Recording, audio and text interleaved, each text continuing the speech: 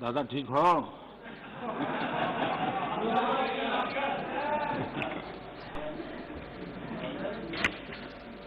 आदरणीय सभापति जी,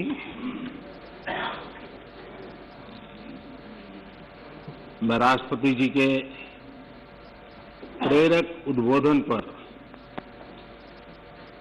आभार प्रस्ताव की चर्चा में शरीक होने के लिए और राष्ट्रपति जी का धन्यवाद करने के लिए कुछ बातें प्रस्तुत करूंगा।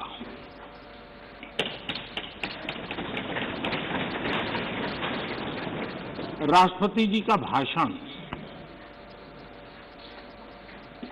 भारत के 130 करोड़ नागरिकों की संकल्प शक्ति का परिचय है।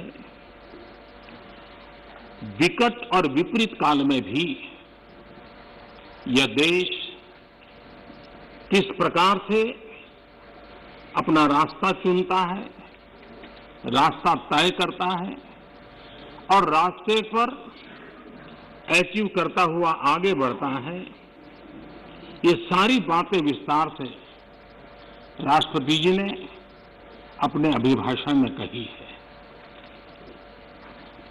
उनका एक एक शब्द देशवासियों में एक नया विश्वास पैदा करने वाला है और हर किसी के दिल में देश के लिए कुछ करने की प्रेरणा जगाने वाला है।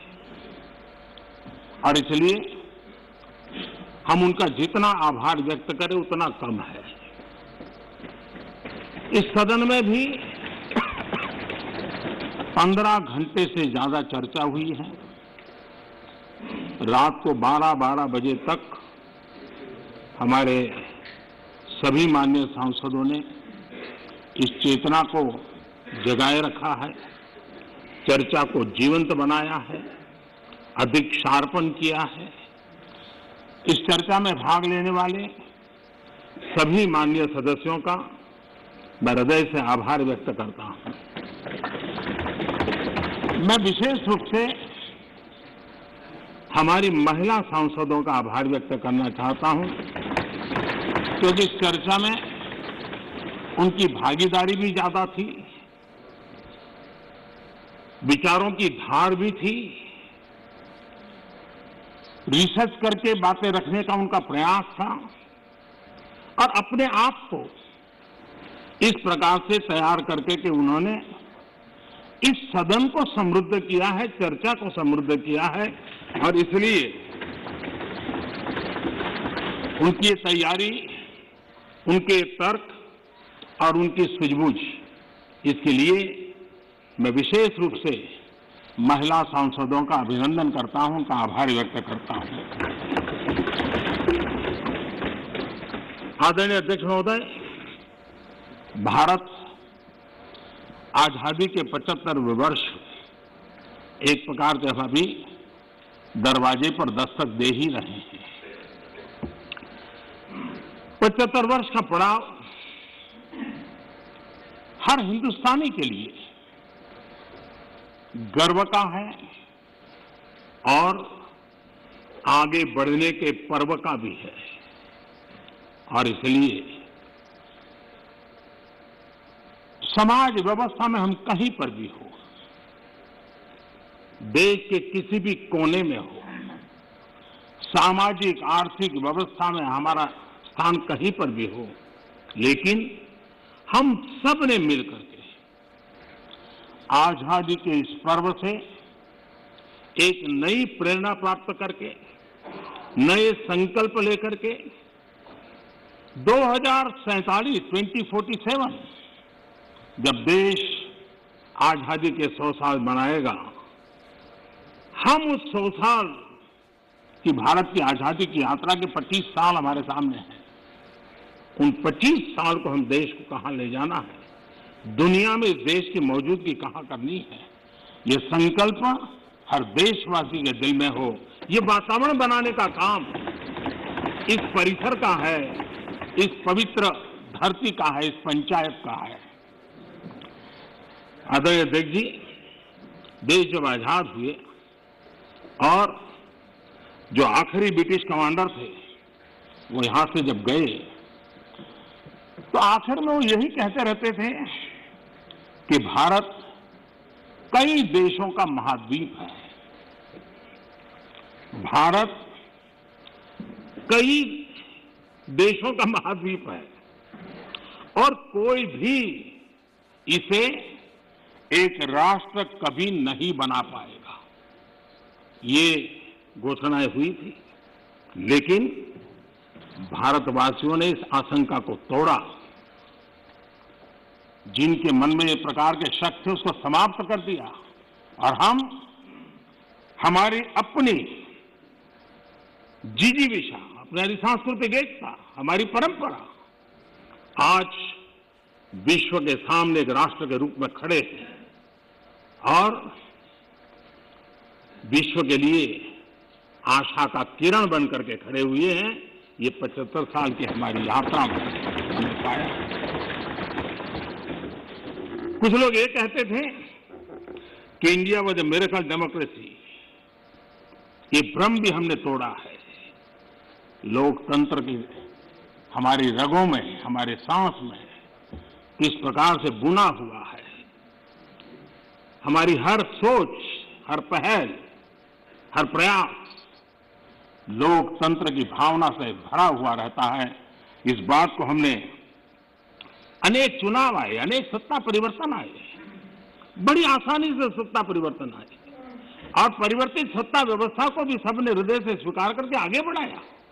75 साल का ये क्रम रहा है और इसलिए लोकतांत्रिक मूल्यों के लिए, और हम विविधताओं से भरे हुए देश हैं।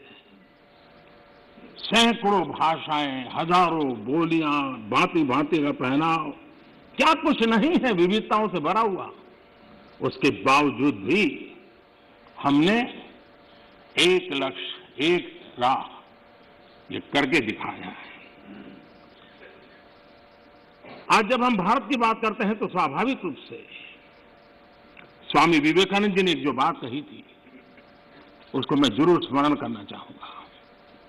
विवेकानंद जी ने कहा था, every nation has a message to deliver, every nation has a message to deliver, a mission to fulfil, a destiny to reach. यानी हर राष्ट्र के पास एक संदेश होता है जो उसे पहुंचाना होता है। हर राष्ट्र का एक मिशन होता है जो उसे हासिल करना होता है। हर राष्ट्र के एक नियति होती है जिसको वह प्राप्त होता है। कोरोना के दरमियान भारत ने जिस प्रकार से अपने आप को संभाला और दुनिया को संभालने में मदद की, एक प्रकार से टर्निंग पॉइंट है। जिस भावनाओं को लेकर के, जिस संस्कार को लेकर के वेद से विवेकानंद तक हम पले बढ़े हैं, वो है सर्वे भवन्तु सुखिनः। ये सर्वे भवन्तु सुखिनः, सर्वे सन्तु निरामया, ये कोरोना कालखंड में भारत ने इसको करके दिखाया है और भारत ने एक आत्मनिर्भर भारत के रूप में जिस प्रकार से एक के बाद एक ठोस कदम उठाए हैं और जन सामान्य ने उठाए हैं। लेकिन हम उन दिनों को याद करें कि जब दूसरा विश्व युद्ध समाप्त हुआ था, दो विश्व युद्ध ने दुनिया को झकझोर दिया था। मानव जात, मानव मूल्य संकट के घेरे में थे, निराशा छाई हुई थी और सेकेंड वर्ल्ड वॉर के बाद पोस्ट वर्ल्ड वॉर एक दुनिया में एक नया ऑर्डर, न्यू वर्ल्ड ऑर्डर, उसने आकार लिया। शांति के मार्ग पर चलने के शपथ हुए। सैन्य नहीं, सहयोग, इस मंत्र को लेकर के दुनिया के अंदर विचार प्रबल होते गए। यूएन का निर्माण हुआ, इंस्टीट्यूशंस बनी, भांति भांति के मैकेनिज्म तैयार हुए ताकि विश्व को पोस्ट वर्ल्ड वॉर के बाद एक सुचारू ढंग से शांति की दिशा में ले जाया जाए। लेकिन अनुभव कुछ और निकला। अनुभव ये निकला कि दुनिया में शांति की बात हर कोई करने लगा। पोस्ट वर्ल्ड वॉर शांति की बातों के बीच भी हर कोई जिसकी ताकत थी अपनी सैन्य शक्ति बढ़ाने लगा। वर्ल्ड वॉर के पहले दुनिया के पास जो सैन्य शक्ति थी, यूएन के बाद वो सैन्य शक्ति अनेक गुना बढ़ गई। छोटे मोटे देश भी सैन्य शक्ति की स्पर्धा में आने लग गए। शांति की चर्चा बहुत हुई, लेकिन हकीकत इस बात विश्व को स्वीकार करना होगा कि सैन्य शक्ति की तरफ बड़ी बड़ी ताकतें और पुरजोश चल पड़ी। जितने इनोवेशन हुए, रिसर्च हुए, वो इसी कालखंड में हुए सैन्य शक्ति के लिए। पोस्ट कोरोना भी एक नया वर्ल्ड ऑर्डर नजर आ रहा है। पोस्ट कोरोना के बाद दुनिया में एक नया संबंधों का वातावरण शेप लेगा। हमें तय करना है कि हम वर्ल्ड वॉर के बाद एक मुख्य दर्शक के रूप में बदलती हुई दुनिया को देखते रहे और अपने आप को कहीं एडजस्ट हो सकते तो करने की कोशिश की। हमारे लिए वो कालखंड भी वैसा ही था।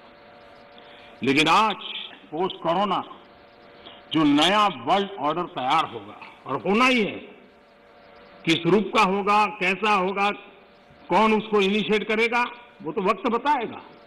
लेकिन दुनिया ने जिस प्रकार से संकट को झेला है, दुनिया इस पर सोचने के लिए मजबूर हुई है और होना है।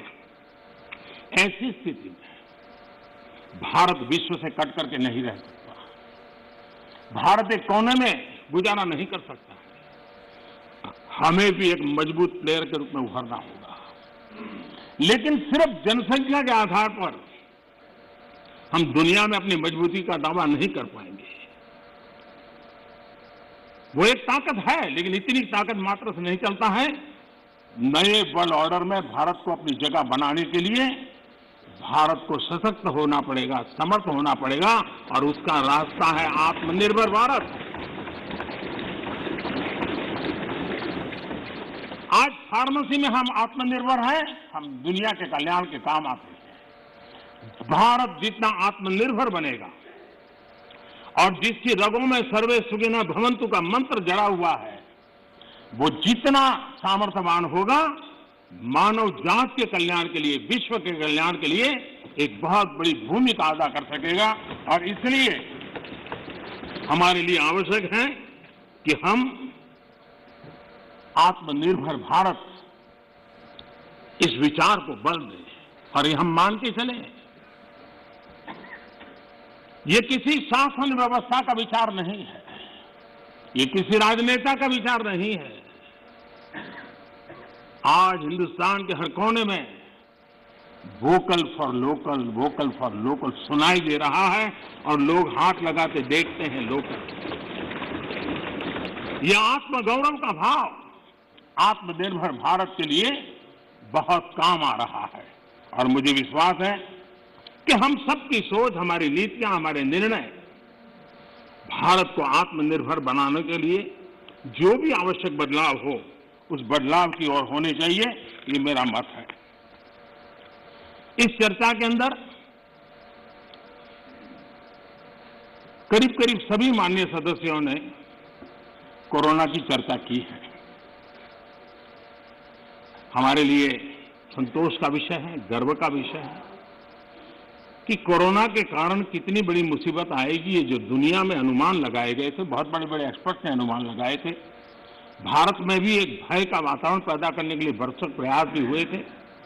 और एक अननोन एनिमी था, तो विश्वास से कोई कुछ नहीं कह सकता था, विश्वास से कुछ कोई कर भी नहीं सकता था। एक ऐसे अननोन एनिमी के खिलाफ लड़ना था, और इतना बड़ा देश, इतना थिकली पॉपुलेटेड देश, इतनी कम व्यवस्थाओं वाला देश, दुनिया को शक होना बड़ा स्वाभाविक भी था, क्योंकि विश्व के बड़े बड़े देश कोरोना के सामने घुटने टेक चुके थे। तब भारत कैसे टिक पाएगा? अब भारत एक बार हालत खराब हो गई तो विश्व को कोई नहीं बचा पाएगा, ये समीकरण भी लोग लगा रहे थे। ऐसे में ये 130 करोड़ देशवासियों की डिसिप्लिन, उनका समर्पण, इसने आज हमें बचा के रखा है। क्रेडिट गोज टू 130 करोड़ हिंदुस्तानी, और इसका गौरव गान हमें करना चाहिए। भारत की पहचान बनाने के लिए ये भी एक अवसर है। हम अपने आप को कोसते रह करके कहें दुनिया हमें स्वीकार करे, ये कभी संभव नहीं होता है। हम घर में बैठकर अपनी कमियों के साथ जूझेंगे, कमियों को ठीक करने का प्रयास करेंगे, लेकिन विश्वास के साथ विश्व के सामने जाने का तजुर्बा भी रखेंगे, तब जाकर के दुनिया हमें स्वीकार करे। अगर आप अपने बच्चों को घर में नहीं स्वीकार करते हो और चाहोगे मोहल्ले में बच्चा स्वीकार करे, कोई स्वीकार करे, कोई स्वीकार नहीं करता है। दुनिया का नियम है, और इसलिए हमें इस बात को करना चाहिए। श्रीमान मनीष तिवारी जी ने एक बात कही, उन्होंने कहा भाई भगवान की कृपा है तो कोरोना में हम बच गए।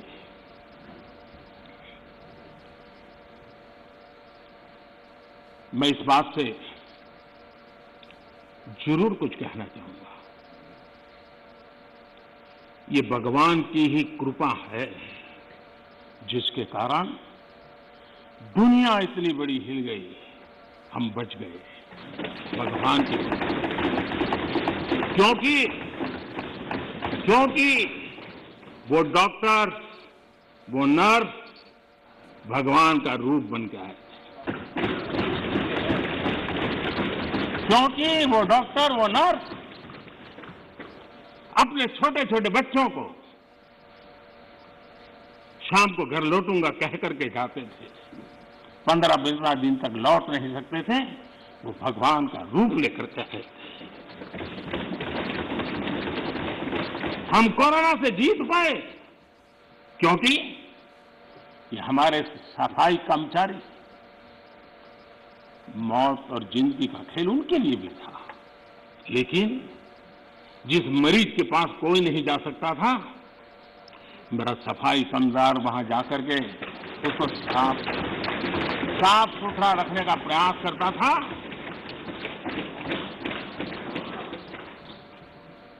भगवान का रूप ये सफाई कामदार के रूप में आया था। कोई एम्बुलेंस चलाने वाला ड्राइवर पढ़ा लिखा नहीं था, उसे पता था मैं जिसको लेके जा रहा हूं कोरोना पॉजिटिव है। वो एम्बुलेंस का ड्राइवर भगवान के रूप में आया था हजारों हिंदू, और इसलिए भगवान का रूप ही था जिसने हमें बचाया है। लेकिन भगवान अलग अलग रूप में आया था, और जितनी हम उनकी प्रशंसा करेंगे, जितना हम गौरवगान करेंगे, देश की सफलता का जितना गौरवगान करेंगे, हमारे भीतर भी एक नई ताकत पैदा होगी। कई कारणों से जिन लोगों के भीतर निराशा फैल चुकी है, उनको भी मैं कहता हूं कि कुछ पल के लिए 130 करोड़ देशवासियों इस पराक्रम को याद कीजिए, आपके अंदर भी ऊर्जा आ जाएगा।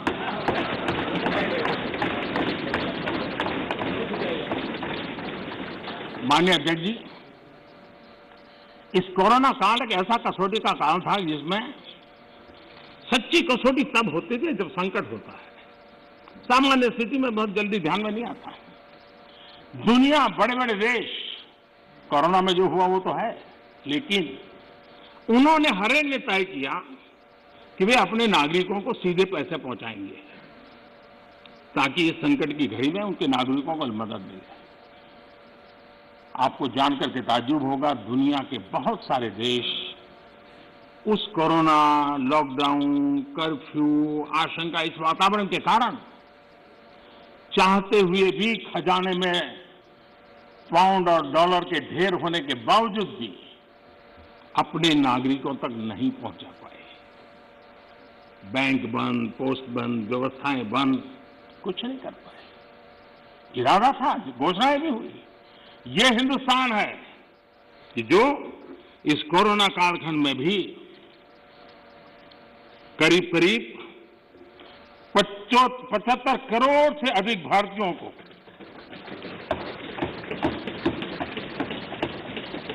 राशन पहुंचा सकता है, 8 महीने तक राशन पहुंचा सकता है। यही भारत है जिसने जनधन, आधार और मोबाइल के द्वारा 2 लाख करोड़ रुपया इस कालखंड में लोगों तक पहुंचा दिया। और दुर्भाग्य देखिए, जो आधार, जो मोबाइल, ये जनधन अकाउंट इतना गरीब से काम आया, लेकिन कभी कभी सोचते हैं कि आधार को रोकने के लिए कौन लोग कोर्ट में गए थे, कौन लोग सुप्रीम कोर्ट के दरवाजे खटखटा रहे थे। मैं कभी कभी हैरान हूं और आज मैं इस बात को बार बार बोलूंगा, अध्यक्ष जी मुझे क्षमा करना।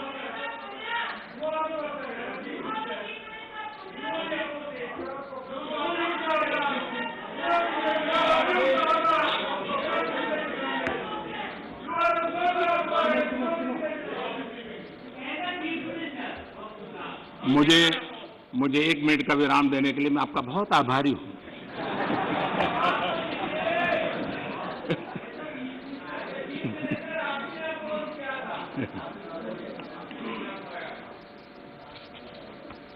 इस हसन में कभी कभी अज्ञान भी बड़ी मुसीबत पैदा करता है। मान्य अध्यक्ष जी, ठेले वाले, रेहड़ी पटरी वाले लोग इस कोरोना कालखंड में उनको धन मिले, उनके पैसे मिले, ये उनके लिए किया गया और हम कर पाए। आदरणीय अध्यक्ष जी, हमारी अर्थव्यवस्था इस कालखंड में भी हमने रिफॉर्म का सिलसिला जारी रखा और हम इस इरादे से चले कि भारत जैसे अर्थव्यवस्था को उबारने के लिए, बाहर लाने के लिए हमने कुछ महत्वपूर्ण कदम उठाने पड़ेंगे। और आपने देखा होगा, डे 1 से अनेक बीच से रिफॉर्म के कदम हमने उठाए और इसका परिणाम है आज ट्रैक्टर हो, गाड़ियां हो, उसका रिकॉर्ड सेल हो रहा है। आज जीएसटी का कलेक्शन एवर हाईएस्ट हुआ है। ये सारे आंकड़े हमारी अर्थव्यवस्था में जोश भर रही है। ये दिखाया जा रहा है कि नए जोश के साथ भारत की अर्थव्यवस्था उभर रही है। ये जरा हम दिखता है और दुनिया के जो लोग हैं उन्होंने ये अनुमान भी लगाया है कि करीब करीब 2 डिजिट वाला ग्रोथ अवश्य होगा। 2 डिजिटल ग्रोथ की संभावनाएं सभी पंडितों ने कही है और मुझे विश्वास है कि इसके कारण इस संकट के काल से भी, मुसीबतों के बीच से भी देशवासियों की अपेक्षा के अनुसार देश प्रगति करेगा। आदरणीय अध्यक्ष महोदय, इस कोरोना काल में 3 कृषि कानून भी लाए गए। ये कृषि सुधार का सिलसिला बहुत ही आवश्यक है, महत्वपूर्ण है और वर्षों से जो हमारा कृषि क्षेत्र चुनौतियां महसूस कर रहा है, उसको बाहर लाने के लिए हमने निरंतर प्रयास करना ही होगा और उस करने की दिशा में हमने एक ईमानदारी से प्रयास किया है।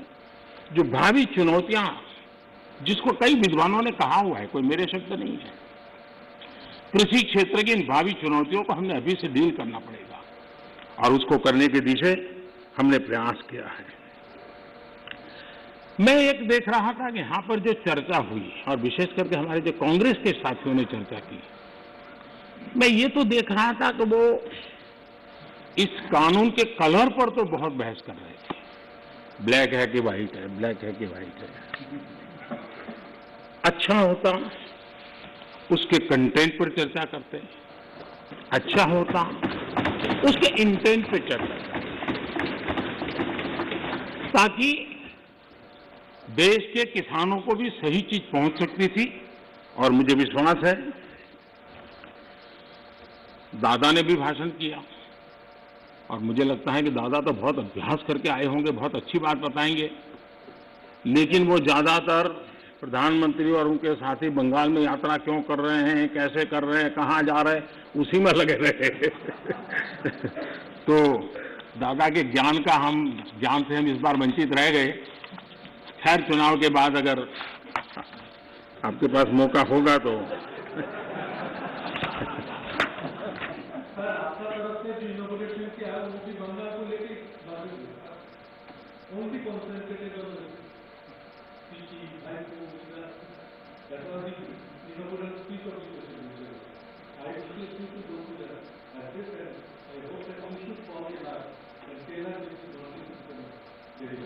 ये कितना महत्वपूर्ण प्रदेश है, इसीलिए हम कर रहे हैं।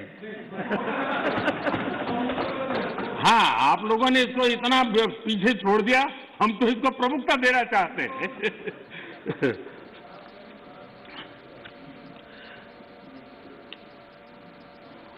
हम एक बात समझें,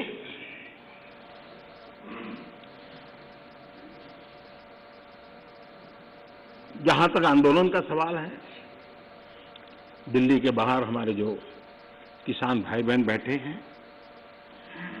जो भी गलत धारणाएं बनाई गई, जो अफवाहें फैला गई, उसके शिकार हुए हैं। लेकिन मेरा पूरा भाषण बोलने के बाद सब कीजिए, आपको मौका मिला था।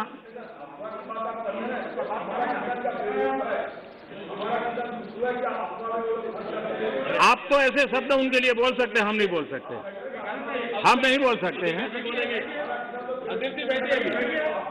श्रीमान किसान हमारे कैलाश चौधरी जी ने और हमारे समय बोलते ही रहेंगे क्या? माननीय, आपको पर्याप्त समय, पर्याप्त अवसर दिया था, आपने पूरी बात कही, उस समय किसने टोका टोकी नहीं की। प्लीज प्लीज आप मत। माननीय प्रधानमंत्री, माननीय अधीर रंजन जी, प्लीज प्लीज।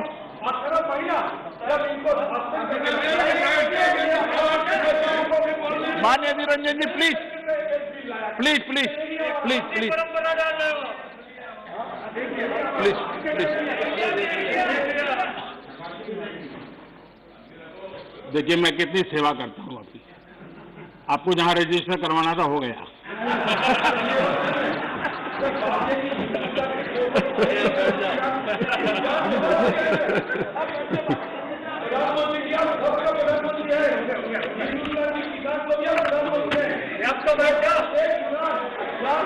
माननीय अध्यक्ष जी,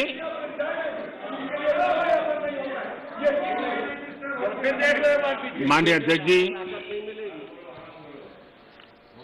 आंदोलन कर रहे सभी किसान साथियों की भावनाओं का ये सदन भी और ये सरकार भी आदर करती हैं, आदर करती रहेगा।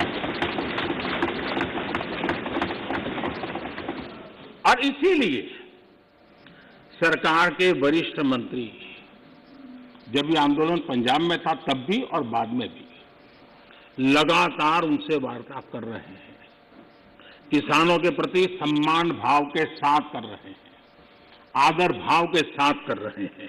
और इसलिए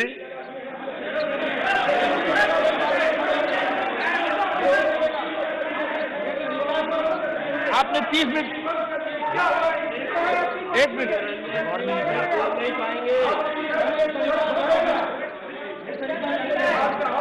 आपका कोई रिकॉर्ड नहीं कर, बैठिए।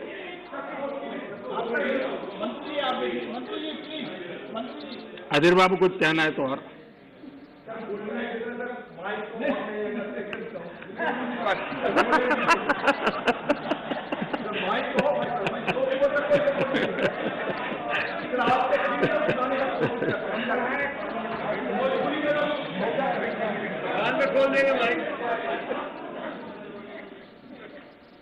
मैं अध्यक्ष जी, बीच बीच में जरूरी होता है सब।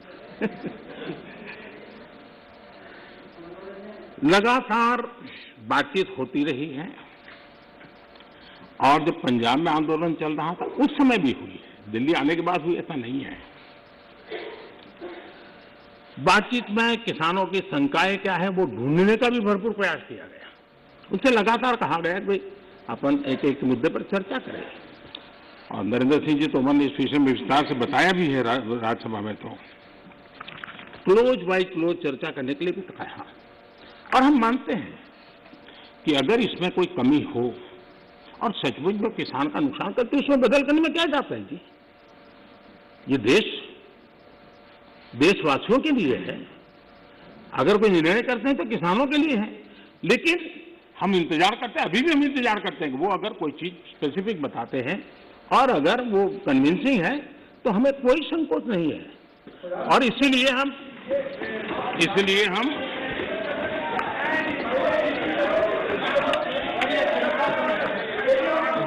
जब वो पंजाब में थे, आपने अपनी बात कह चुके हैं।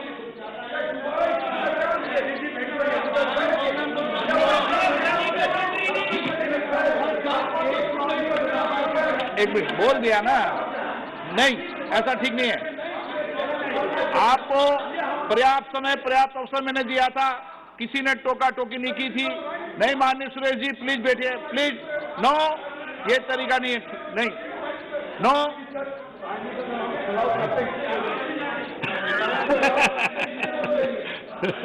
चलिए, ये क्रेडिट भी आपने मुझे दे दी।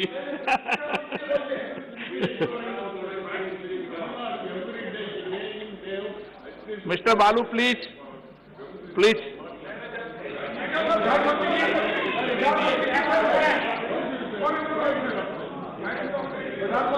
No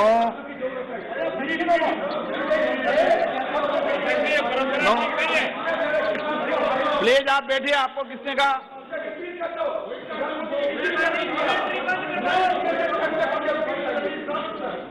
TR. Balu ji, please please please please, आपको मैं पर्याप्त समय पर्याप्त अवसर देता हूं। Please please sit down.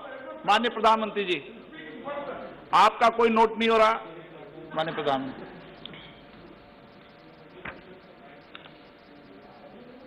ये ऑर्डिनेंस के द्वारा ये तीनों कानून लागू किए गए थे, बाद में पार्लियामेंट में भी पारित हुए।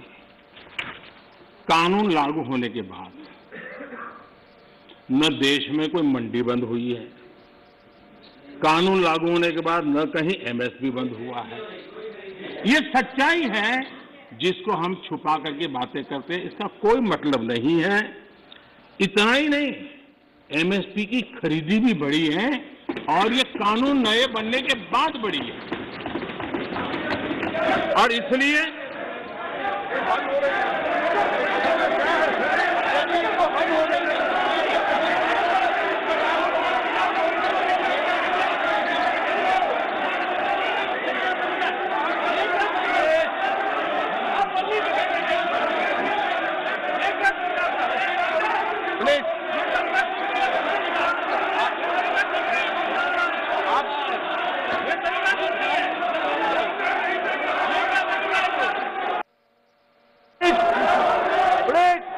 रंजन जी, प्लीज एक मिनट बैठिए, बैठिए बैठिए बैठिए, आसन पे बैठिए। माननीय सदस्यगण, मैंने इस विषय पर आपको सभी माननीय सदस्यों को पर्याप्त समय पर्याप्त अवसर दिया था। जब कोई भी प्रतिपक्ष का माननीय नेता या सदस्य बोलता था तो मैंने सभी से कहा कि सब बात ध्यान से सुने, किसी को टोका टोकी नहीं करे। और रात्रि को 1 बजे तक, जब तक सदन में अंतिम वक्ता था, मैंने पर्याप्त समय दिया है। मेरा आपसे आग्रह है, माननीय प्रधानमंत्री जी अपनी बात कह रहे हैं, आपने अपनी बात कह चुके हैं, उनका जवाब माननीय प्रधानमंत्री जी दे रहे हैं। माननीय प्रधानमंत्री से आग्रह करूंगा अपनी बात।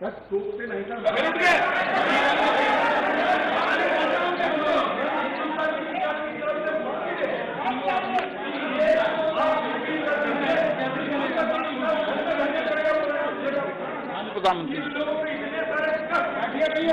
माननीय अध्यक्ष जी,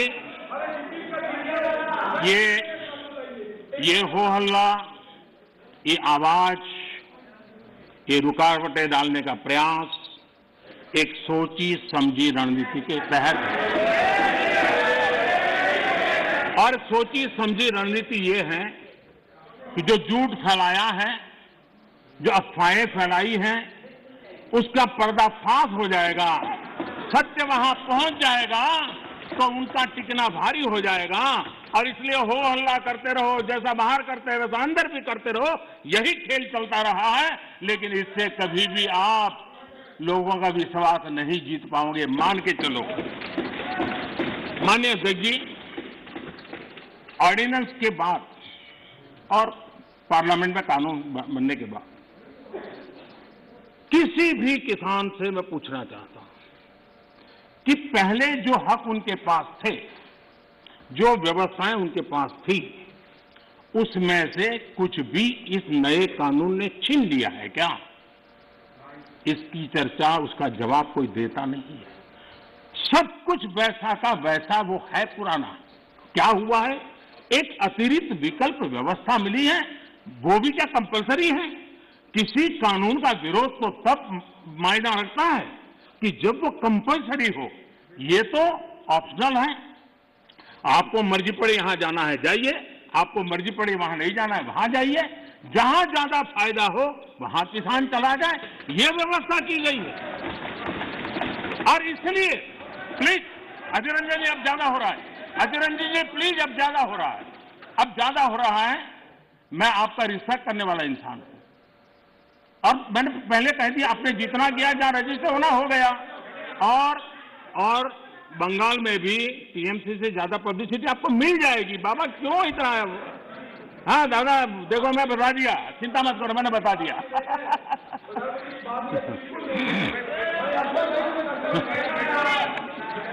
अधीर रंजन जी प्लीज, अधीर रंजन जी, अच्छा नहीं लगता है। मैं इतना आदर करता हूं, आप आज ऐसा क्यों कर रहे हैं? आप ऐसा क्यों नहीं कर रहे? अरे भाई, हद से ज्यादा क्यों कर रहे हैं आप? Please Adhir Ranjan ji, please. माननीय सदस्य दादा प्लीज। ये नए कानून अध्यक्ष जी किसी भी के लिए बंधन करता नहीं है। ऐसे कानून है, उनके लिए ऑप्शन है, और जहां ऑप्शन है वहां विरोध के लिए कोई कारण ही नहीं बनता। हाँ, ऐसा कोई कानून जो ऐसे थोप दिया हो उसके लिए विरोध का कारण बनता है। और इसलिए मैं कहता हूं लोगों को, और मैं देख रहा हूं आंदोलन का एक नया तरीका है। क्या तरीका है? आंदोलनकारी जो होते हैं वो ऐसे तरीके नहीं अपनाते, आंदोलनजीवी होते हैं वो ऐसे तरीके अपनाते हैं। और वो कहते हैं ऐसा हुआ तो ऐसा होगा, ऐसा होगा तो ऐसा होगा, ऐसा होगा तो ऐसा होगा। अरे भाई, जो कुछ हुआ ही नहीं, जो होना नहीं है, उसका भय पैदा कर करके, और पिछले कई सालों से लगातार सुप्रीम कोर्ट का एक जजमेंट आ जाए, कोई निर्णय नहीं हुआ है और एकदम से तूफान खड़ा कर दिया जाए, आग लगा दी जाए देश में। ये जो तौर तरीके हैं, उन तौर तरीके जो भी लोकतंत्र में विश्वास करते हैं, जो भी अहिंसा में विश्वास करते हैं, उन सबके लिए चिंता का विषय होना चाहिए। ये सरकार की चिंता का नहीं, देश की चिंता का विषय होना चाहिए।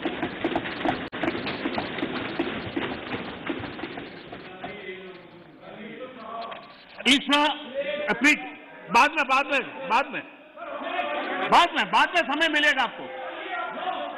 नो माननीय अध्यक्ष जी, माननीय अध्यक्ष जी प्लीज, ये तरीका ठीक नहीं। माननीय अध्यक्ष जी, अब समझ, पुरानी मंडियों पर भी कोई पाबंदी नहीं है।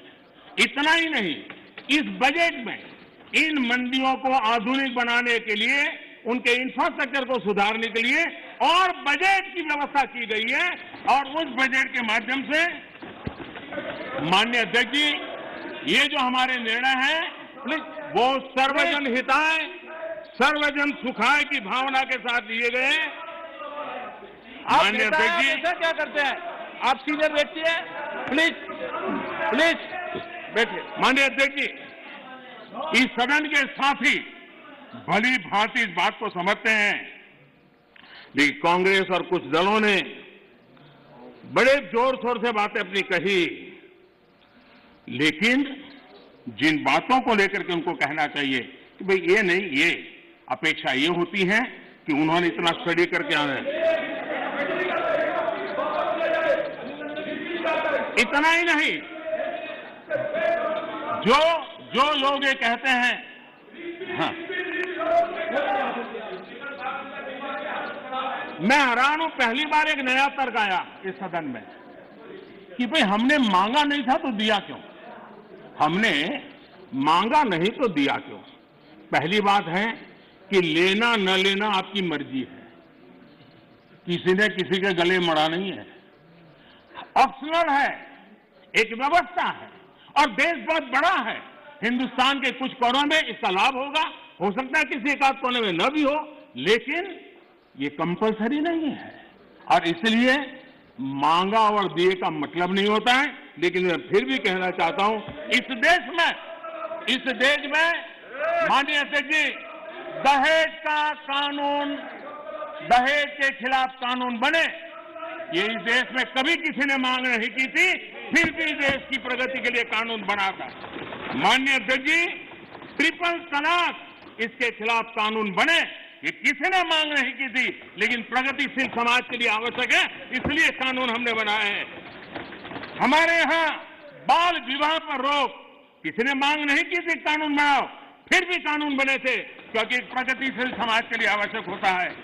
शादी की उम्र बढ़ाने के निर्णय किसी ने मांग नहीं की थी, लेकिन प्रगतिशील विचार के साथ वो निर्णय बदलने पड़ते हैं। बेटियों को संपत्ति में अधिकार किसी ने मांग नहीं की थी, लेकिन एक प्रगतिशील समाज के लिए आवश्यक होता है, तब जाकर के कानून बनाया जाता है। शिक्षा को अधिकार देने की बात किसी ने मांग नहीं की थी, लेकिन समाज के लिए आवश्यक होता है, बदलाव के लिए आवश्यक होता है, तो कानून बनते हैं।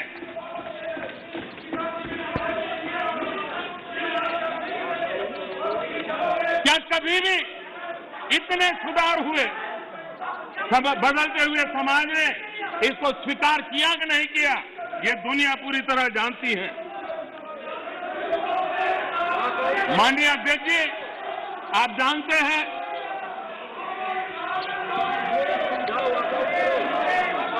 उन्होंने पर्याप्त समय, पर्याप्त अवसर दिया है बोलने का, ये तरीका ठीक नहीं है आपका।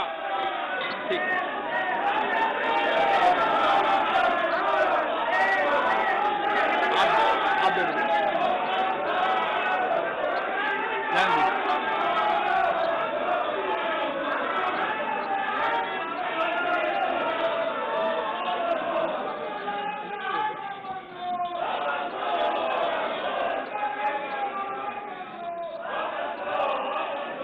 माननीय अध्यक्ष जी, हमें मानते थे कि हिंदुस्तान की बहुत पुरानी पार्टी कांग्रेस पार्टी, जिसने करीब करीब 6 दशक तक इस देश में एक चक्री शासन किया, ये पार्टी का ये हाल हो गया है कि पार्टी का राज्यसभा का तबका एक तरफ चलता है और पार्टी का लोकसभा का तबका दूसरी तरफ चलता है। ऐसी डिवाइडेड पार्टी, ऐसी कंफ्यूज पार्टी न खुद का भला कर सकती है, न देश की समस्याओं के समाधान के लिए कुछ सोच सकती है। इससे बड़ा दुर्भाग्य क्या हो सकता है? कांग्रेस पार्टी राज्यसभा में भी है, कांग्रेस पार्टी के वरिष्ठ नेता राज्यसभा में बैठे हैं, लेकिन वो एक बहुत आनंद और उमंग के साथ वाद विवाद करते हैं, विस्तार से चर्चा करते हैं, अपनी बात रखते हैं। और यही कांग्रेस पार्टी का दूसरा तबका अब समय तय करेगा। माननीय अध्यक्ष जी, ईपीएफ पेंशन योजना, हमें मालूम है कभी ऐसे केसेस मेरे सामने आया जब 2014 के बाद में आया बेटा, किसी को पेंशन 7 रुपये मिल रही थी, किसी को 25 रुपये, किसी को 50 रुपये, किसी को 250 रुपये, ये देश में चलता था। मैंने कहा भैया इन लोगों को ऑटो रिक्शा में वो पेंशन लेने जाने का भी खर्चा उससे ज्यादा होता होगा। किसी ने मांग नहीं थी, किसी मजदूर संगठन ने मुझे आवेदन पत्र नहीं दिया था। माननीय अध्यक्ष जी, उसमें से बाहर ला करके मिनिमम 1000 रुपये देने का निर्णय हमने किया था, किसी ने मांगा नहीं। मुझे किसी भी किसान संगठन ने इस देश के छोटे किसान को कुछ सम्मान पैसे मिले इसकी व्यवस्था किसी ने मांग नहीं की थी, लेकिन हमने प्रधानमंत्री सम्मान निधि योजना के तहत उनको हमने धन सामने से देना शुरू किया। माननीय अध्यक्ष जी, कोई भी आधुनिक समाज के लिए परिवर्तन बहुत आवश्यक होता है। हमने देखा है जिस प्रकार से उस कालखंड में विरोध होता था, लेकिन राजा राममोहन राय जी जैसे महापुरुष, ईश्वर चंद्र विद्यासागर जी जैसे महापुरुष, ज्योतिबा फुले जैसे महापुरुष, बाबा साहब आंबेडकर, कितने अनगिनत नाम हैं। उन्होंने समाज के सामने उल्टे प्रवाह में सामने होकर के समाज सुधार का बीड़ा उठाया था, व्यवस्थाएं बदलने के लिए बीड़ा उठाया।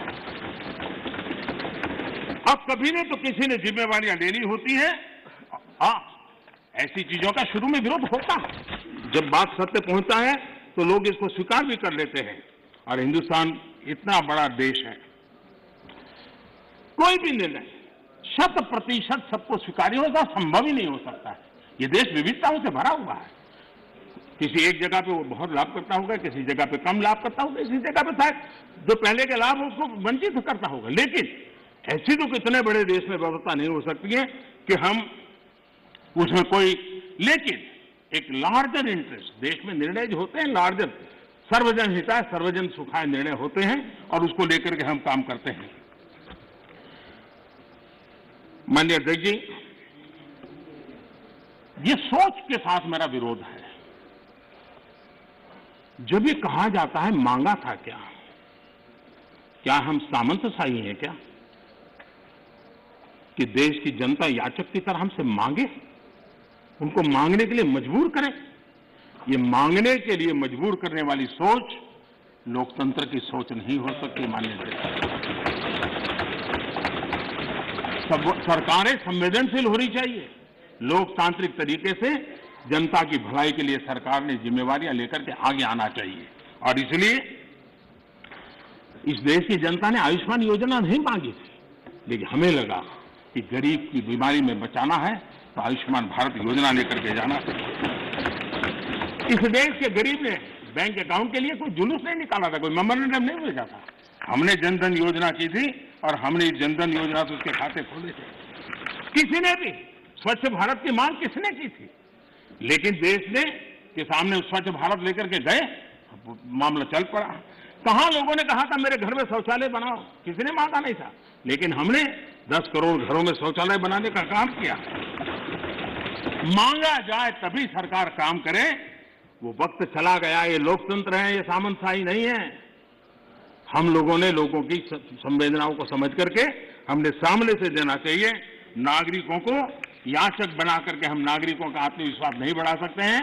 हमने नागरिकों को अधिकार देने के दिशा में आगे बढ़ते रहना चाहिए। नागरिक को याचक बनाने से नागरिक का आत्मविश्वास खत्म हो जाता है। नागरिक का सामर्थ्य पैदा करने के लिए, उसका आत्मविश्वास पैदा करने के लिए हमारे कदम होने चाहिए और हमने इस दिशा में कदम उठाए हैं।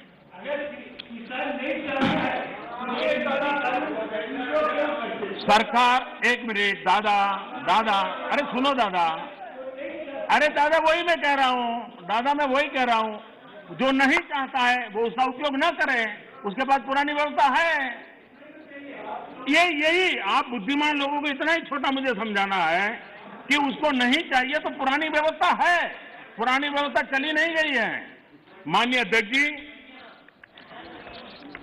एक बात हम जानते हैं, हम सब इस बातों से, जो ठहरा हुआ पानी होता है वो बीमारी पैदा करता है। बहता हुआ पानी है जो जीवन को भर देता है, उमंग से भर देता है।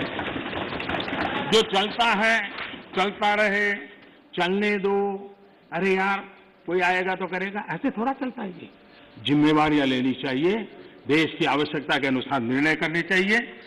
स्टेटस को, देश को तबाह करने में ये भी एक मानसिकता ने बहुत बड़ा रोल किया है। दुनिया बदल रही है, कब तक हम स्टेटस को ऐसे ही करते रहेंगे तो मैं समझता हूं कि स्थितियां बदलने वाली नहीं है। और इसलिए देश की युवा पीढ़ी ज्यादा इंतजार नहीं कर सकती है।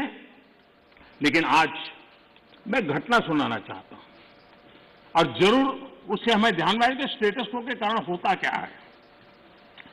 ये करीब 40-50 साल पुरानी घटना का किस्सा है। मैंने कभी किसी से सुना था इसलिए उसकी तारीख वारीख में इधर उधर हो सकता है, लेकिन जो मैंने सुना था, जो मेरी स्मृति में है, वो मैं बता रहा हूं। 60 के दशक में तमिलनाडु में राज्य के कर्मचारियों के तनख्वाह बढ़ाने के लिए कमीशन बैठा था और राज्य के कर्मचारियों का वेतन बढ़े, इसके लिए उस कमीशन का काम था। उस कमेटी के चेयरमैन के पास एक लिफाफा आया, टॉप सीक्रेट लिखा हुआ था। उन्होंने देखा तो उसके अंदर एक अर्जी थी और उसने लिखा था कि मैं बहुत साल से सिस्टम में काम कर रहा हूं, ईमानदारी से काम कर रहा हूं, लेकिन मेरी तनख्वाह बढ़ नहीं रही है, मेरी तनख्वाह बढ़ाई जाए। ये उसने चिट्ठी लिखी थी। तो चेयरमैन ने जिसने चिट्ठी लिखी उसको लिखा, भाई तुम हो कौन, क्या है पद, क्या है वगैरह। तो उसने फिर जवाब लिखा दूसरा कि मैं सरकार में जो मुख्य सचिव का कार्यालय है वहां सीसीए के पद पर बैठा हूं, मेरे पास सीसीए के पद पर मैं काम कर रहा हूं। तो इनको कहा भाई ये सीसीए क्या होता है, कुछ पता तो है नहीं, ये सीसीए कौन होता है।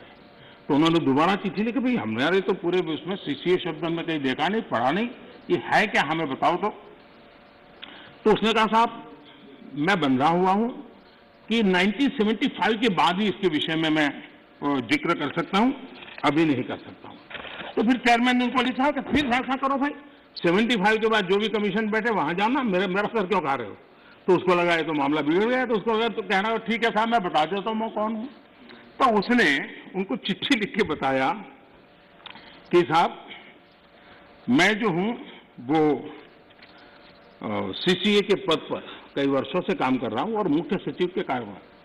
तो बोले सीसीए का मतलब होता है Churchill cigar assistant, Churchill cigar assistant, ये सीसीए का पद है जिस पर मैं काम करता हूं। तो ये है क्या। तो 1940 में जब चर्चिल ब्रिटेन के प्रधानमंत्री बने थे तो त्रिची सागर हमारे यहां से सिगार जाती थी उनके लिए, और इस सीसीए जो था उसका काम था वो सिगार उनको सही पहुंची कि नहीं पहुंची इसकी चिंता करना, और इसके लिए पद बनाया गया था। वो सिगार की सप्लाई होती थी। 1945 में वो चुनाव हार गए, लेकिन फिर भी वो पद बना रहा और सप्लाई भी जारी रही। देश आजाद हो गया। देश आजाद होने के बाद इसके बाद भी माननीय अध्यक्ष जी ये पद कंटिन्यू था। चर्चिल को सिगरेट पहुंचाने की जिम्मेवारी वाला एक पद मुख्य सचिव के कार्यालय में चल रहा था, और उसने अपने लिए कुछ तनख्वाह मिले, कुछ प्रमोशन मिले, इसके लिए उसे चिट्ठी लिखी थी। अब देखिए ऐसा स्टेटस को अगर हम बदलाव नहीं करेंगे, व्यवस्थाओं को देखेंगे नहीं, तो ये उससे बड़ा क्या उदाहरण हो सकता है। मैं जब मुख्यमंत्री बना तो एक रिपोर्ट आती थी कि आज कोई बलून नहीं आया और कोई पर्चे नहीं फेंके गए। ये सेकंड वर्ल्ड वॉर के समय शायद शुरू हुआ होगा, अभी भी वो चलता था। यानी ऐसी चीजें हमारी व्यवस्था में घुसी हुई हैं। हमें लगता है कि हम रिबन काटेंगे, दिया जलाएंगे, फोटो निकल जाएगी, हमारा काम हो गया। देश ऐसे नहीं चलता है। हमने जिम्मेवारी के साथ देश में बदलाव के लिए हर प्रकार की कोशिश करनी चाहिए। गलतियां हो सकती है, लेकिन इरादा अगर नेक हो तो परिणाम अच्छे मिलते भी हैं। हो सकता है एक आध में हमें न कुछ मिले।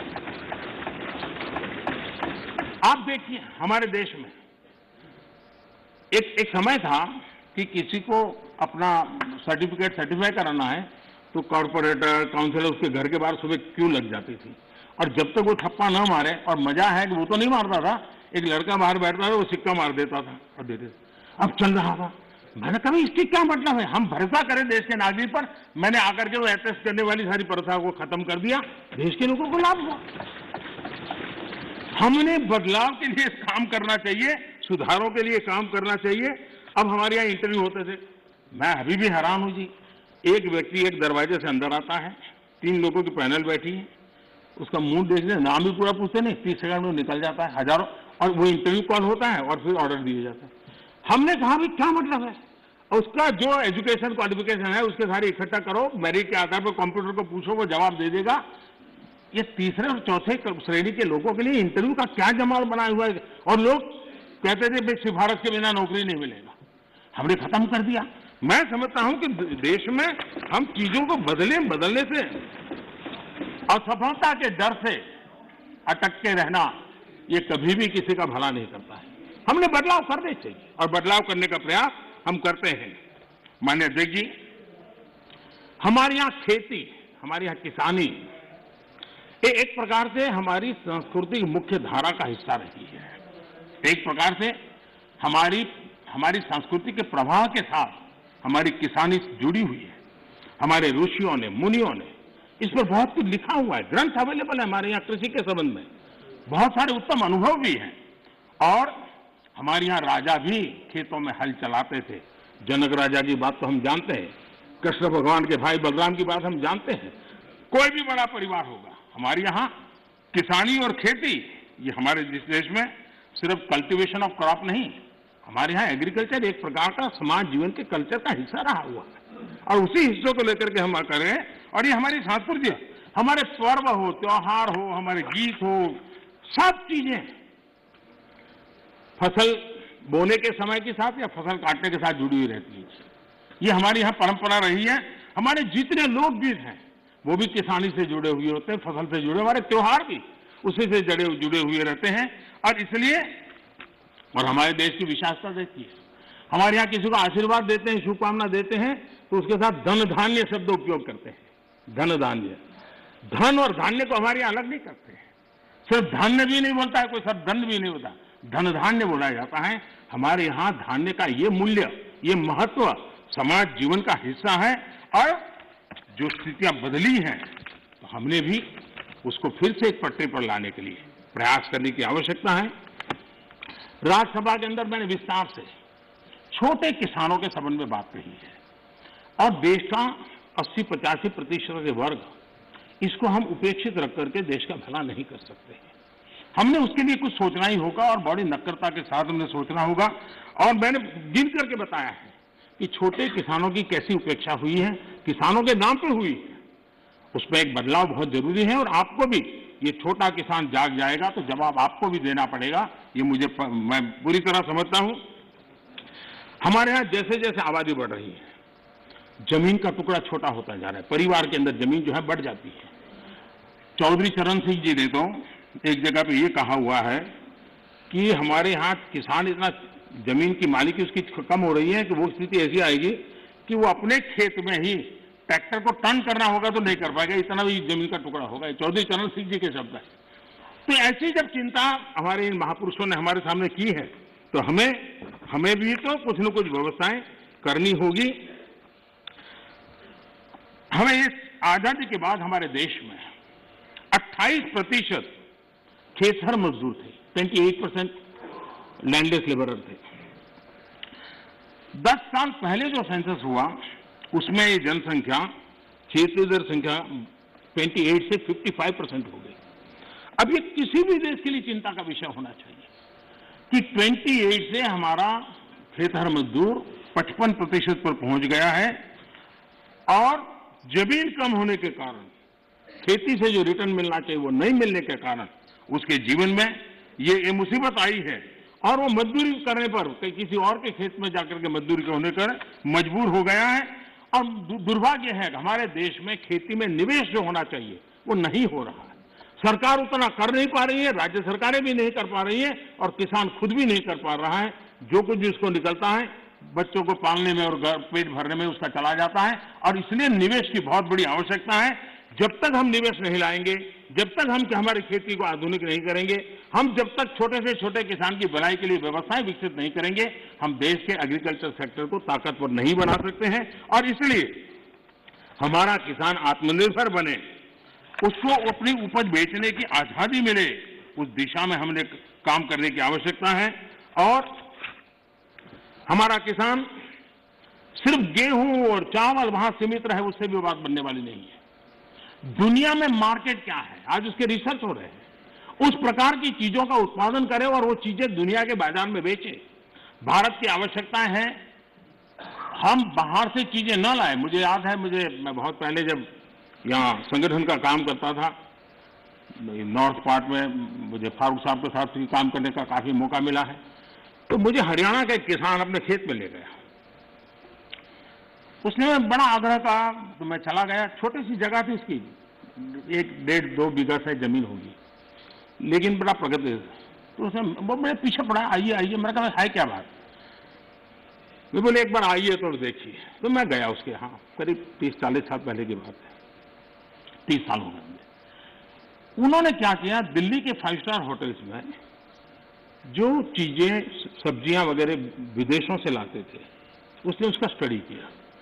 अगर उनको छोटे कॉर्न चाहिए, उनको छोटे टमाटर चाहिए, और उसने अपनी उस छोटी सी जगह में और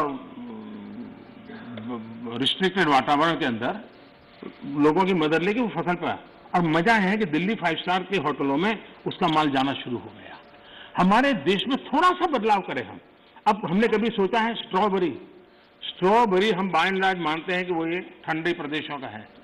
मैं देख रहा हूं जी कच्छ के रेगिस्तान में स्ट्रॉबेरी हो रही है। मैं देख रहा हूं जी मध्य प्रदेश के अंदर, उत्तर प्रदेश के अंदर, वहां स्ट्रॉबेरी हो रही है। बुंदेलखंड में जहां पानी की दिक्कत है। इसका मतलब ये हुआ कि हमारे यहाँ संभावनाएं हैं। हमारे किसान को गाइड करके हम नई नई चीजों पे ले जाएंगे। मैं जरूर मानता हूं कि हमारा देश का किसान आगे आएगा, लेकिन उसको ये ठीक है, उसका अनुभव ऐसा है कि उसको हिम्मत देनी पड़ती है, उसका हाथ पकड़ना पड़ता है, उसको हाथ लेकर के चलना पड़ता है। अगर वो चल पड़ता है तो कमाल करके दिखाता है। उसी प्रकार से कृषि के अंदर जितने नए रास्ते निवेश बढ़ेगा, मैं मानता हूं रोजगार के अवसर भी बढ़ने वाले हैं और दुनिया में एक हमें नया मार्केट मिल सकता है। हमारे यहाँ ग्रामीण अर्थव्यवस्था में सुधारने के लिए एग्रो बीज इंडस्ट्री की संभावनाएं भी बढ़ेगी और इसलिए हमें इस पूरे क्षेत्र को आत्मनिर्भर बनाने की दिशा में हमने जरूर काम करना चाहिए।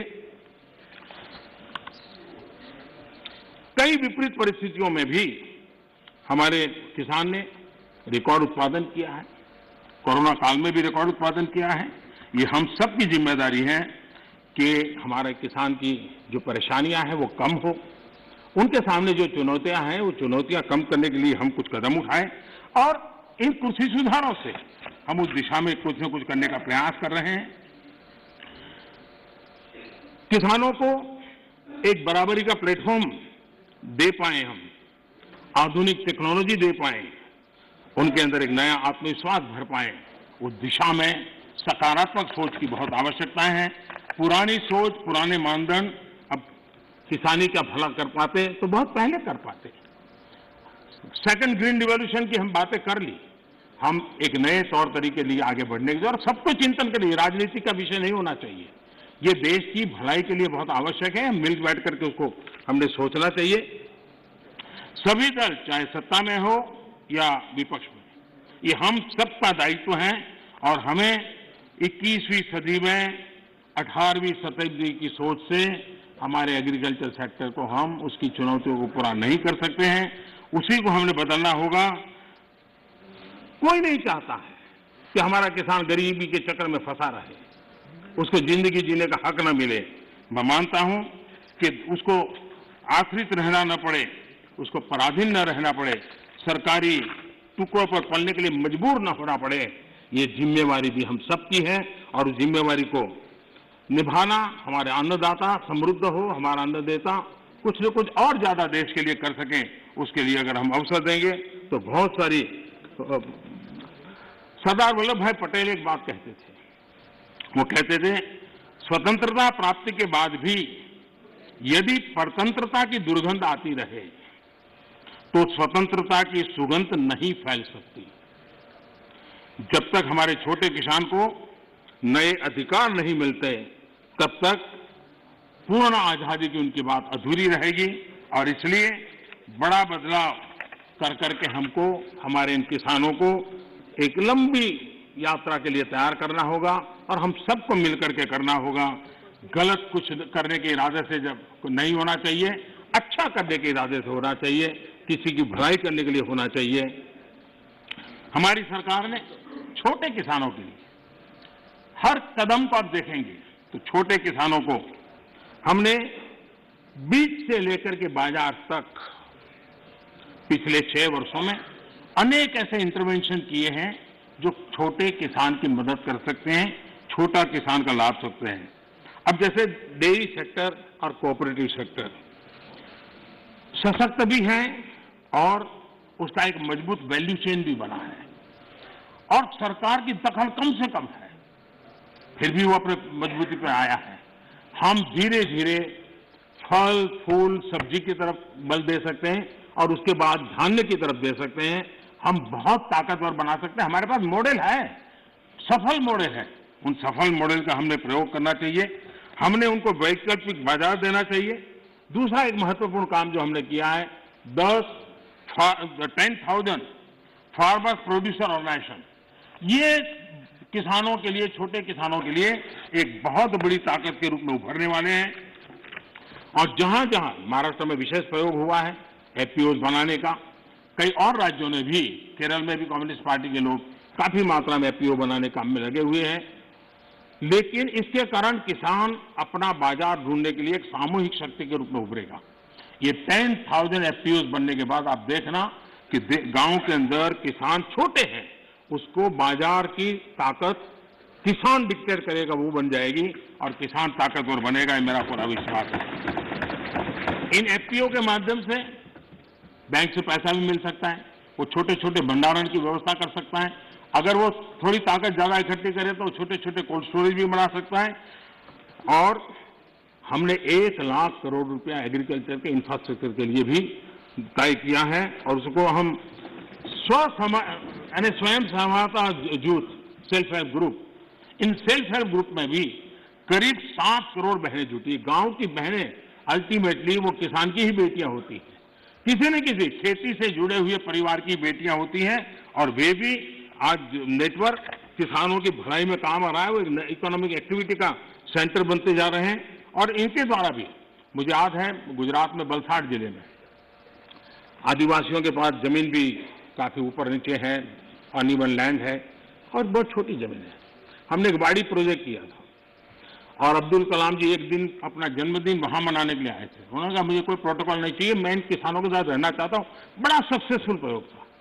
महिलाएं काफी काम करती थी आदिवासी बेल्ट के अंदर और मशरूम, काजू वो गोवा की बराबरी का काजू पैदा करने लग गए थे और उन्होंने मार्केट प्राप्त किया था।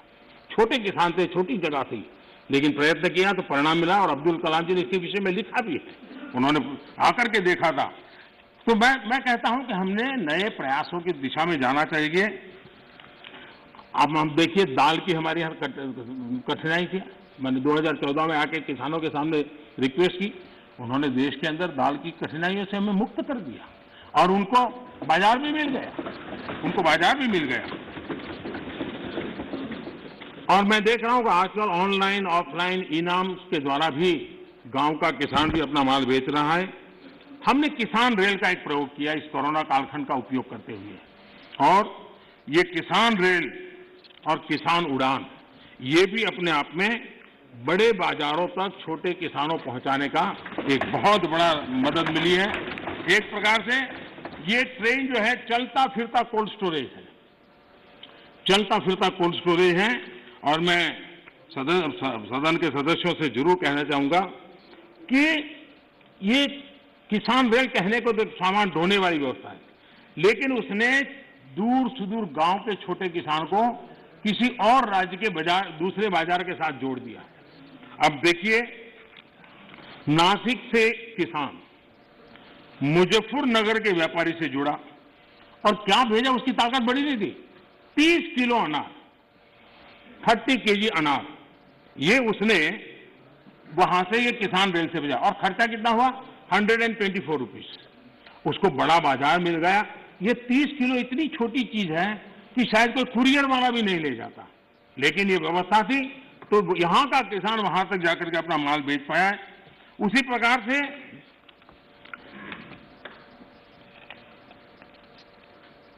जो भी उसको सुविधा मिलती है, वो चाहे अंडे, मैंने देखा कि एक अंडे किसी ने भेजे और अंडे भी उसको 60 रुपया खर्चा हुआ भेजने का और उसके अंडे पहुंच गए, समय पर पहुंच गए, उसका माल बिक गया। देवलाली का एक किसान 7 kg उसकी कीवी, उसको उसने दानापुर भेजी। भेजने का खर्चा 60 रुपीज हुआ, लेकिन उसको 7 किलो की कीवी का अच्छा बाजार मिला और दूसरे राज्य से जाकर के मिला। किसान रेल लगती छोटी बात है, लेकिन कितना बड़ा परिवर्तन कर सकती है, इसका हम नमूना देखते हैं। माननीय अध्यक्ष जी, चौधरी चरण सिंह जी ने एक किताब लिखी है, भारत की अर्थनीति।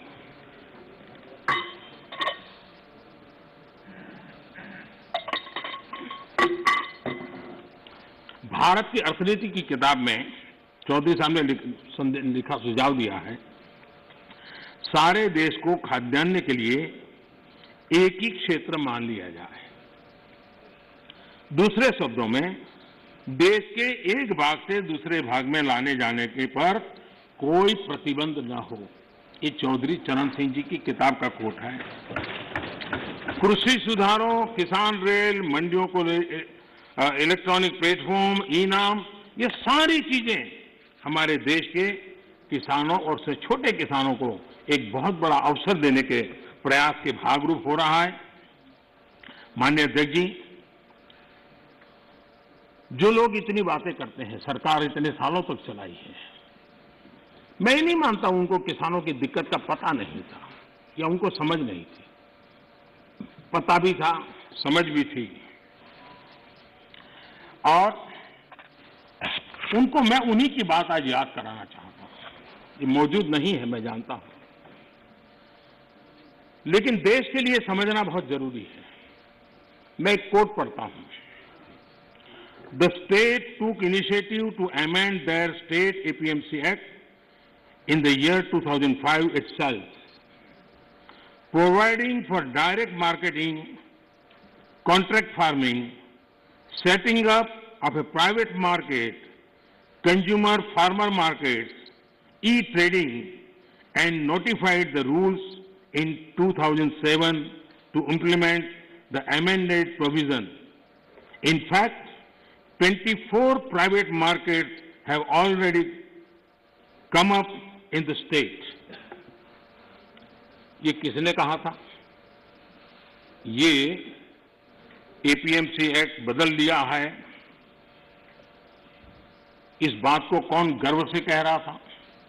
24 ऐसे बाजार बन चुके हैं, इसका गौरव कौन कर रहा था? डॉक्टर मनमोहन सिंह जी की सरकार के कृषि मंत्री श्रीमान शरद पवार जी गर्व की बात कर रहे हैं। ये उनका कोर्ट में कह रहा हूं। अब आज एकदम से उल्टी बात कर रहे हैं, और इसलिए शक होता है कि आखिरकार आप किसानों को भ्रमित करने के लिए रास्ता क्यों चुना है?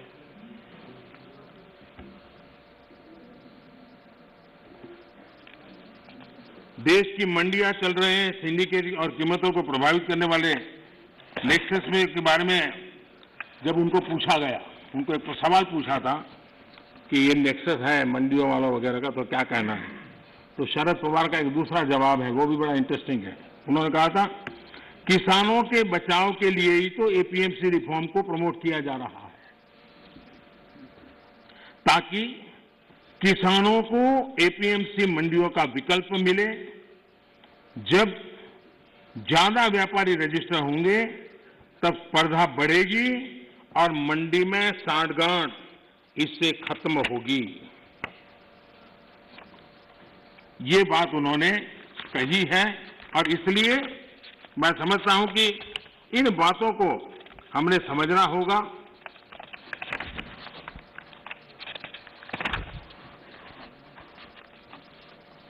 जहां इनकी सरकारें हैं अलग अलग, जो सामने बैठे हुए मित्रों की, उन्होंने भी कम अधिक मात्रा में इस कृषि क्षेत्र में रिफॉर्म करने का प्रयास किया भी है, और हम तो वो हैं जिन्होंने 1500 कानून खत्म किए थे।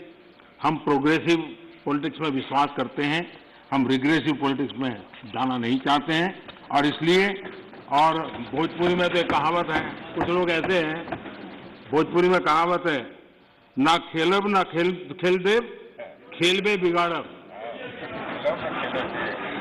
न खेलूंगा न खेलने दूंगा, मैं खेल को बिगाड़ के रखूंगा।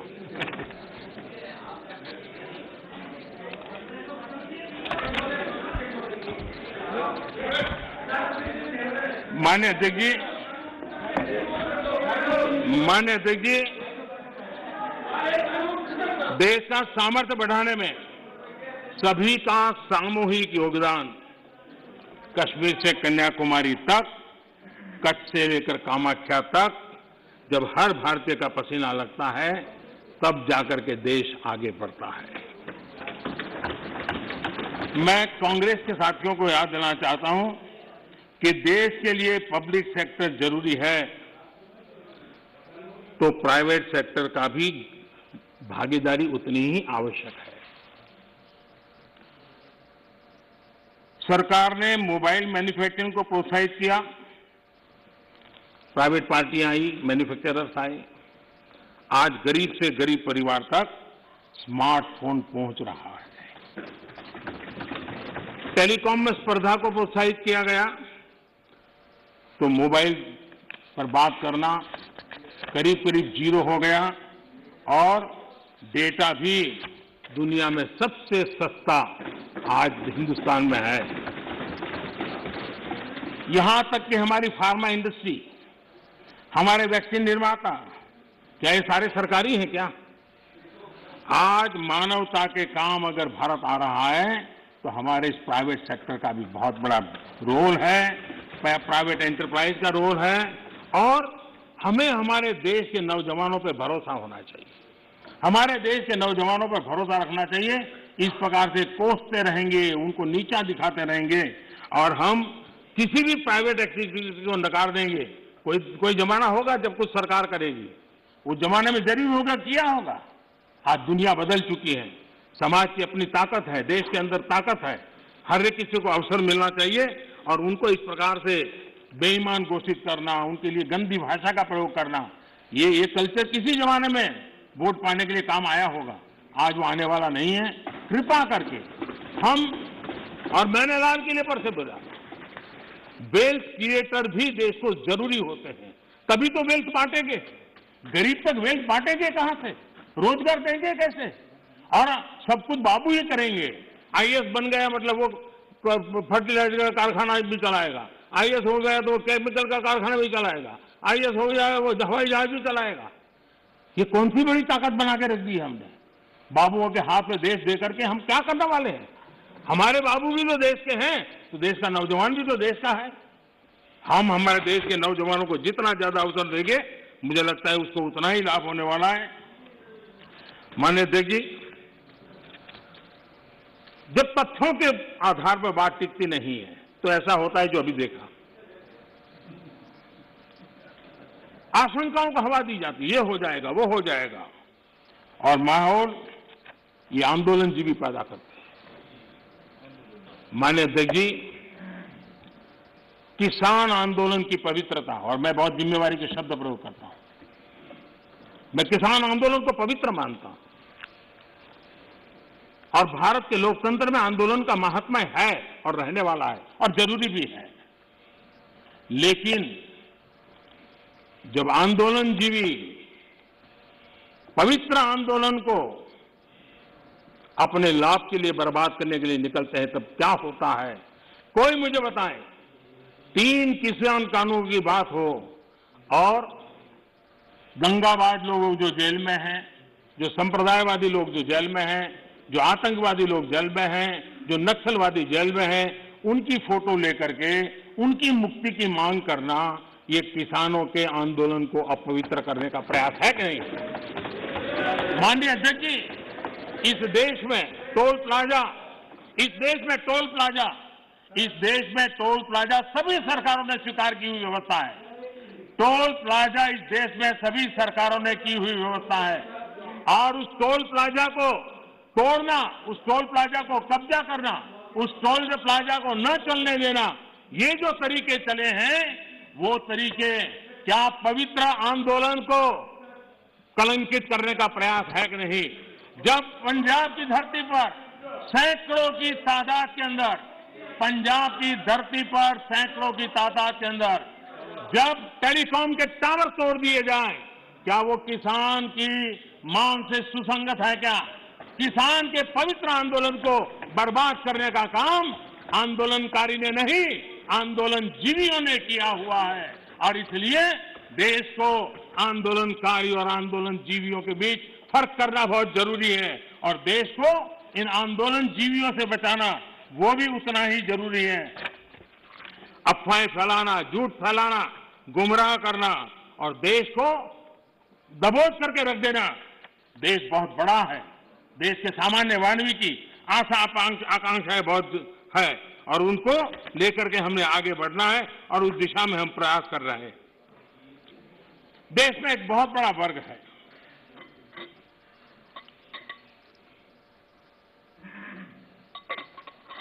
ये वर्ग, उनकी एक पहचान है टॉकिंग द राइट थिंग्स, यानी हमेशा सही बात बोलना।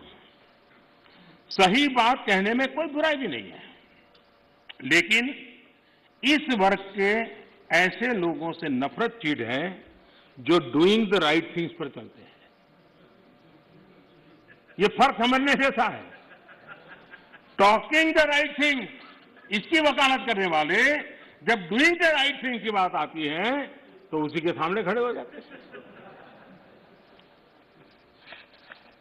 ये चीजों को सिर्फ बोलने में विश्वास करते हैं, अच्छा करने में उनका भरोसा ही नहीं है।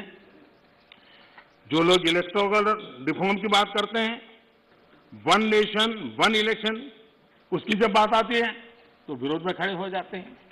यही लोग जब जेंडर जस्टिस की बात आती है तो बढ़ चढ़ करके बोलते हैं, लेकिन अगर ट्रिपल तलाक खत्म करने की बात करते हैं तो विरोध में खड़े हो जाते हैं। ये एनवायरमेंट की बात करते हैं, लेकिन हाइड्रो पावर या न्यूक्लियर पावर, उसके सामने जाकर के झंडे लेकर के खड़े हो जाते, होना नहीं चाहिए, इसके लिए आंदोलन चलाते हैं। तमिलनाडु तो उसका भुक्तभोगी है। उसी प्रकार से जो दिल्ली में पॉल्यूशन को लेकर के कोर्ट में जाकर के रीट करते हैं, अपील करते हैं, पीआई करते हैं, दिल्ली के लोग, वही लोग पराली जलाने वालों के समर्थन में जाके खड़े हो जाते। तब समझ नहीं आता है कि किस प्रकार से इस देश को गुमराह करने का इन लोगों का प्रयास है, और उसको देश ने समझने की जरूरत है। मैं देश 6 साल में विपक्ष के मुद्दे कितने बदल गए हैं। हम भी कभी विपक्ष में थे, लेकिन हम जब भी विपक्ष में थे तो आपने देखा होगा देश के विकास के मुद्दों को लेकर के, भ्रष्टाचार के मुद्दों को लेकर के हम शासन में बैठे हुए लोगों को घेरते थे, हम आवाज उठाते थे, हम प्रयास करते थे। मैं हैरान हूं, आजकल विकास के मुद्दे की चर्चा ही नहीं करते। मैं इंतजार करता हूं कि ऐसे मुद्दे उठाए ताकि हमको कुछ कहने का मौका मिले कि भाई हम क्या कर रहे हैं, लेकिन वो हमारे मौका ही नहीं थे, क्योंकि उनके पास इन मुद्दों पर बोलने के लिए कुछ रहा नहीं है। और इसलिए न वो कितनी सड़कें बनी पूछते हैं, न कितने पुल बने पूछते हैं, न बॉर्डर मैनेजमेंट में क्या हुआ है, कितनी पटरियां बिछी, इन सारे विषयों पर उनको चर्चा करने में इंटरेस्ट नहीं है। माननीय अध्यक्ष जी, 21वीं सदी में इंफ्रास्ट्रक्चर का बहुत बड़ा महत्व है और भारत को आगे जाना है तो इंफ्रास्ट्रक्चर पर बल देने की बहुत जरूरत है। और आत्मनिर्भर भारत के रोड मैप के लिए इंफ्रास्ट्रक्चर पर बल देना इस समय की मांग है और हम सबको इसको स्वीकार करना होगा। इंफ्रास्ट्रक्चर मजबूत होगा तभी देश की गति भी तेज होने वाली है, उसकी दिशाएं भी व्यापक होने वाली हैं, और इसलिए हमने प्रयास करना चाहिए। और इंफ्रास्ट्रक्चर का मतलब है गरीब के लिए, मध्यम वर्ग के लिए अनेक नई संभावनाओं को इंफ्रास्ट्रक्चर जन्म देता है, नए अवसरों को जन्म देता है, रोजगार के लिए नए अवसर लेकर के आता है, इकोनॉमी को मल्टीप्लायर इफेक्ट करने की उसकी ताकत रहती है। और इसलिए हमने इस बात को बल देने की जरूरत है। इंफ्रास्ट्रक्चर का मतलब वोट बैंक के अवसर नहीं होता है, कागज पे घोषित कर देना कि ये रोड बनेगा, एक चुनाव जीत लो, दूसरी बार वहां जाके सफेद पट्टी कर लो, दूसरा चुनाव जीत लो, तीसरी बार जाकर वहां थोड़ी मिट्टी डाल दो। तो ये इस काम के लिए नहीं है, ये सचमुच में जीवन बदलने के लिए और सब व्यवस्थाओं को बदलने के लिए इंफ्रास्ट्रक्चर को हमने बल देने की आवश्यकता है। 110 लाख करोड़ रुपए की योजना के साथ हमने बजट में अभूतपूर्व खर्च के साथ आगे बढ़ने की दिशा में हम चल रहे हैं। देश के 27 शहरों में मेट्रो ट्रेन, 6 लाख से ज्यादा गांवों में तेज इंटरनेट, बिजली के क्षेत्र में हम वन नेशन वन ग्रिड इस कंसेप्ट को साकार करने में सफल हुए हैं। सोलर पावर सहित रिन्यूएबल एनर्जी के मामले में आज दुनिया के 5 टॉप देशों के अंदर भारत ने अपनी जगह बना ली है। दुनिया के सबसे बड़े सोलर और विंड की हाइब्रिड पार्क आज भारत में दुनिया का सबसे बड़ा बन रहा है। विकास में हम एक नई तेजी देख रहे हैं, नए पैमानों पर जा रहे हैं। हमने देखा है कि जहां जहां असमानता है, खास करके पूर्वी भारत, अगर देश के पूर्वी भारत का विकास हम उस स्थिति पे लाना होगा ताकि पश्चिम भारत की जो आर्थिक व्यवस्था है उसकी बराबरी तुरंत करे, तो मिलकर के देश के अंदर प्रगति की संभावना बढ़ेगी। और इसलिए हमने पूर्वी भारत के विकास पर एक विशेष बल दिया है। चाहे गैस पाइपलाइन बिछाने की बात हो, चाहे रोड बनाने की बात हो, चाहे एयरपोर्ट बनाने की बात हो, चाहे रेल बिछाने की बात हो, चाहे इंटरनेट कनेक्टिविटी, और इतना ही नहीं, वाटरवे के द्वारा नॉर्थ ईस्ट के राज्यों को जोड़ने का एक बहुत बड़ा भगीरथ प्रयास चल रहा है। और मुझे लगता है कि हमारा ये फोकस है कि देश को एक संतुलित विकास की तरफ ले जाना चाहिए। देश के हर क्षेत्र को, एक भी क्षेत्र पीछे न रह जाए, उस प्रकार से विकास की अवधारणा को लेकर के आगे चलने का हमने काम किया है। और इसलिए ईस्टर्न इंडिया पर हम मिशन मोड में काम कर रहे हैं। दर्जनों जिलों में CNG, PNG, city gas distribution, ये जाल हम बिछाने में सफल हुए। गैस पाइपलाइन पहुंचने के कारण फर्टिलाइजर के उत्पादन में भी तेजी आई है और फर्टिलाइजर के जो कारखाने बंद पड़े थे उनको दोबारा खोलने की संभावना पैदा हुई है, क्योंकि हमने गैस इंफ्रास्ट्रक्चर के ऊपर बल दिया, हमने उस पाइपलाइन की ओर बल दिया। माननीय अध्यक्ष जी, कई वर्षों से हम सुनते आए हैं डेडिकेटेड फ्रेट कॉरिडोर, लेकिन एक डेडिकेटेड फ्रेट कॉरिडोर का क्या हाल था? जब उनको सेवा करने का मौका मिला था, सिर्फ 1 किलोमीटर काम हुआ था। आज करीब 600 किलोमीटर, 6 साल के अंदर 600 किलोमीटर काम, और एक्चुअली डेडिकेटेड फ्रेट कॉरिडोर पर काम, यानी ट्रेन चलना शुरू हो गया, माल ढोने का काम शुरू हो गया और वो सेक्शन काम कर रहा है। यूपीए के समय बॉर्डर इंफ्रास्ट्रक्चर, किसी भी देश की रक्षा के लिए बॉर्डर इंफ्रास्ट्रक्चर बहुत महत्व रखता है, लेकिन उसके प्रति इतनी उदासीनता की गई, इतनी लापरवाहियां की गई है। देश के अंदर उन विषयों की हम पब्लिकली चर्चा कर नहीं सकते क्योंकि देश के सिक्योरिटी की दृष्टि से अच्छा नहीं है, लेकिन ये चिंता का विषय है कि हमने, क्योंकि वहां लोग नहीं है, वोट नहीं है, जरूरत नहीं लगी, फौजी आदमी जब जाएगा देखा जाएगा क्या होने वाला है, इसी सोच का परिणाम था। और इतना ही नहीं, एक बार तो एक रक्षा मंत्री ने पार्लियामेंट में कह दिया था कि हम इसलिए इंफ्रास्ट्रक्चर नहीं करते हैं बॉर्डर पे ताकि कहीं दुश्मन देश उस इंफ्रास्ट्रक्चर का उपयोग न कर ले। कमाल के हो गए।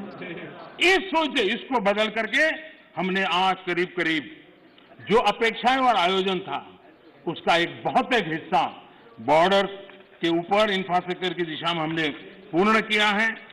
एलएसी पर ब्रिज, आज मेरा अंदाज है करीब 75 के करीब ब्रिज ऑलरेडी वहां काम चल रहा है तेजी से, और इसलिए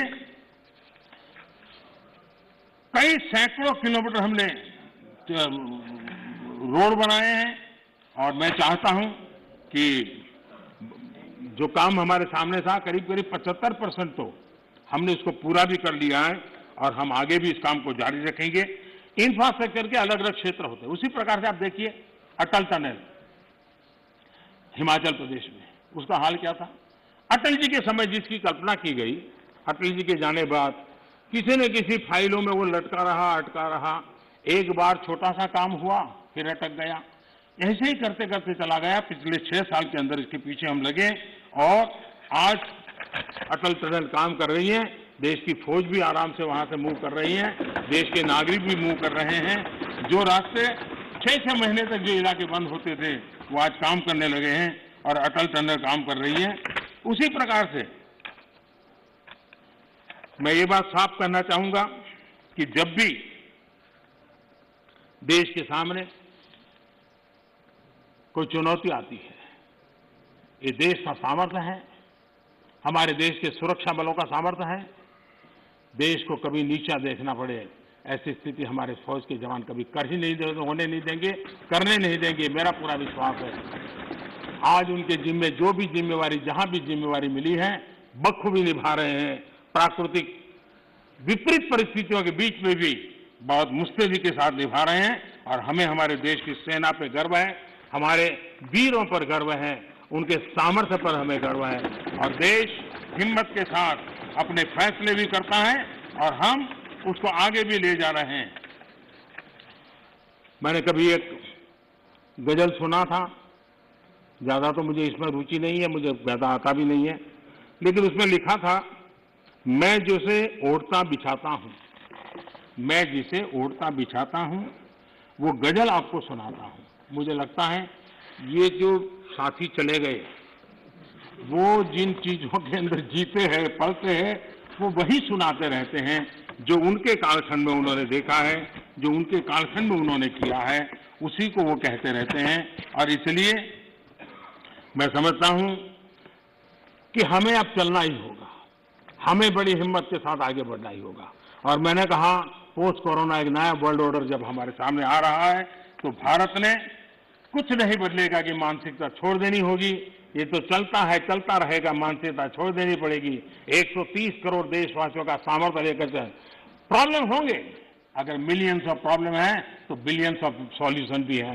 ये देश ताकतवर है और इसलिए हमने हमारी संवैधानिक व्यवस्थाओं पर विश्वास रखते हुए हमने आगे बढ़ना होगा और मुझे विश्वास है कि हम इस बातों को लेकर के आगे चलेंगे।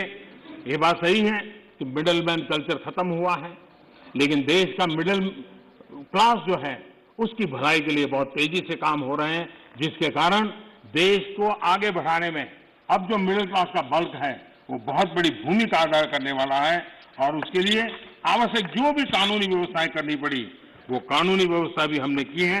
माननीय अध्यक्ष जी, एक प्रकार से विश्वास के साथ एक प्रगति के वातावरण में देश को आगे ले जाने का निरंतर प्रयास चल रहा है।